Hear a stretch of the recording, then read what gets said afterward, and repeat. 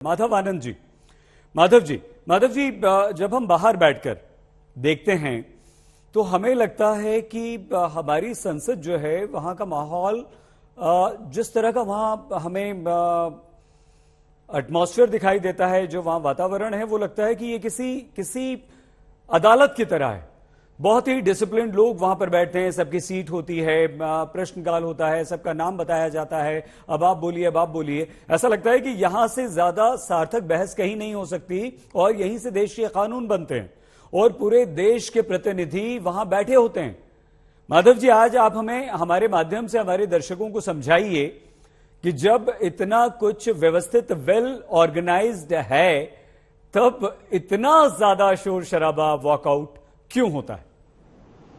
सैयद जी, देखिए कि संसद का सत्र सुचारू रूप से चले, अच्छे ढंग से चले, या सभी पॉलिटिकल पार्टियों की मंशा होती है।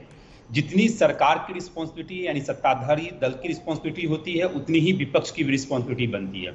अगर सत्ता पक्ष और विपक्ष दोनों मिलकर साथ में अच्छे ढंग से अच्छे बर्ताव करे तो निश्चित रूप से संसद का सत्र जो है सो फ्रूटफुल जैसो निकलता है। लेकिन विगत कुछ सेशन में अगर आप देखेंगे तो डिस्कशन नाम की कोई चीज नहीं हुई।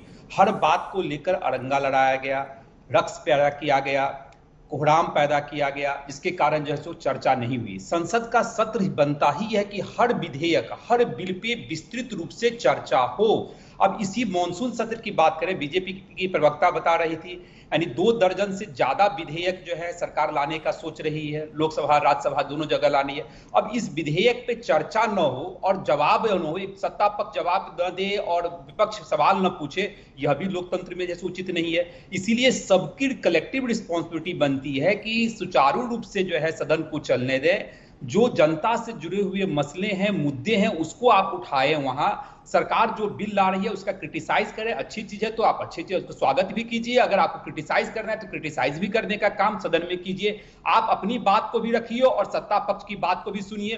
तो ये जब सब लोग अपनी रिस्पॉन्सिबिलिटी को समझेंगे तो सदन सुचारू रूप से चलेगा।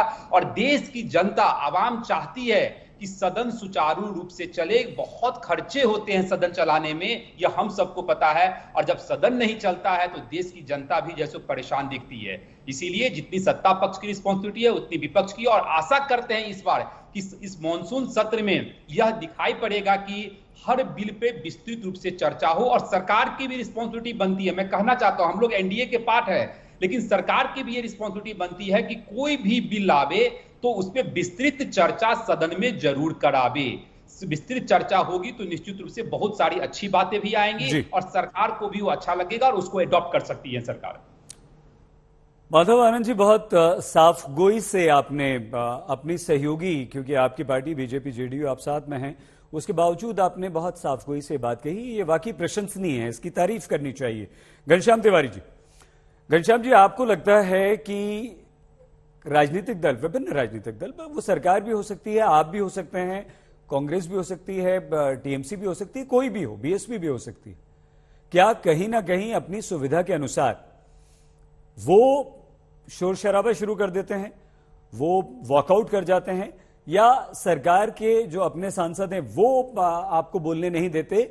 ये सुविधा अनुसार होता है। किसी मुद्दे पर अगर बात नहीं रखनी है, नहीं समझाना है, नहीं उस पर ज्यादा चर्चा, तो ये जानबूझकर हो सकता है, होता है? बताइए। नमस्कार सही जी, आपको, दर्शकों को और मेरे को पैनलिस्ट को। देखिए, हिंदी में अनेक मुहावरे हैं, हाथी के दांत खाने की और दिखाने की और, थोड़ा सा बदल दें तो 900 चूहे खा करके बिल्ली तीर्थाटन को चली।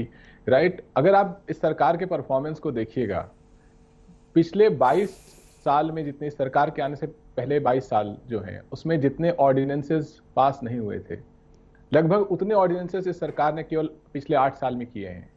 अगर अभी इस बहस में मैं पूछ दूं, सांसद, सीनियर सांसद हैं यहाँ पर, 2 सांसद हैं इस बहस में, एनडीए के घटक दल के सदस्य हैं, टीएमसी के नेता हैं, आप हैं, मैं पूछ दूं कि कोई 3 बिल बताइए जिसके ऊपर सदन में चर्चा होने वाली है, या कोई 3 बिल बताइए इन 24 बिलों में से और 32 बिलों में से जिसपे सरकार ने प्री बिल कंसल्टेशन किया है, छोड़िए विपक्ष से, अपने घटक दलों से किया है।